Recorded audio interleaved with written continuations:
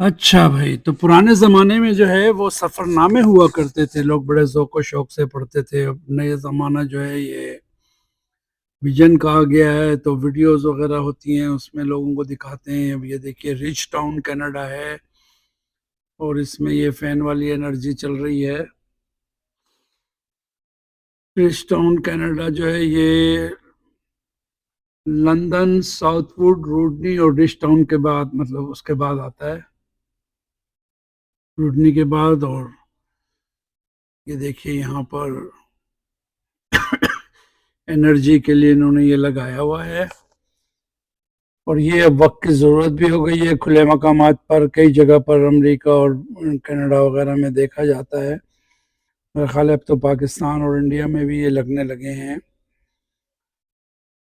और अच्छा है जितना एनर्जी अगर मुल्क में आपके पास होगी, गैस मतलब पेट्रोल, बिजली, उतना ही वो मुल्क ज़्यादा तरक्की करता है।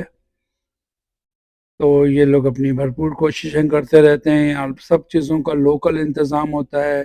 हर चीज़ गवर्नमेंट की ज़िम्मेदारी नहीं होती है कि खेतों में पानी भी दो हमको, ये भी करो, वो भी। हाँ, ये ज़मीन जो है गवर्नमेंट बहुत सस्ती इनको देती है किसानों वगैरह को काश्तकारी के लिए। ये अपनी काश्तकारी करते हैं और अपना इंतज़ाम खुद करते हैं। इसी तरह आप जब इस सड़क पे गुज़रते हैं तो आपको कई जगह पर जो है वो टोल टैक्स देना पड़ता है, तो सड़क की मेंटेनेंस के काम आता है।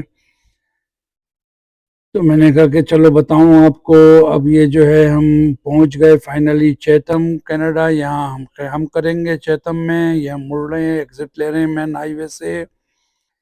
चैथम में हम जो है, ये कोई बहुत बड़ा शहर नहीं है लेकिन फिर भी अच्छी खासी आबादी है।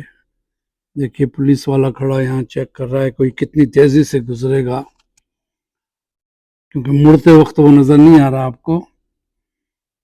तो वो टिकट के लिए तैयार बैठे हैं। या इस सड़क पे से जैसे गया है ना, अब ये स्पीड लिमिट में ही होगा। ये जैसे अगर देखेगा बगैर स्पीड के, ये प्यू प्यू सारन बजा के, हारन बजा के उसके पीछे लग जाएगा। तो चेतन में हम लोग जो है डिनर करेंगे और यहाँ पर जो है बारबेक्यू का प्लान है। तो 2 घंटे 3 घंटे यहाँ लग सकते हैं हमें और फिर हम देखते हैं कितने बजे हम आगे निकलेंगे, तो वो भी आपके साथ शेयर करेंगे। और क्या देखिए खूबसूरत लग रहा है। चलें ठीक है, शाद रहें आबाद रहें, आस पास में खुशियां बांटते रहें और सब्सक्राइब कर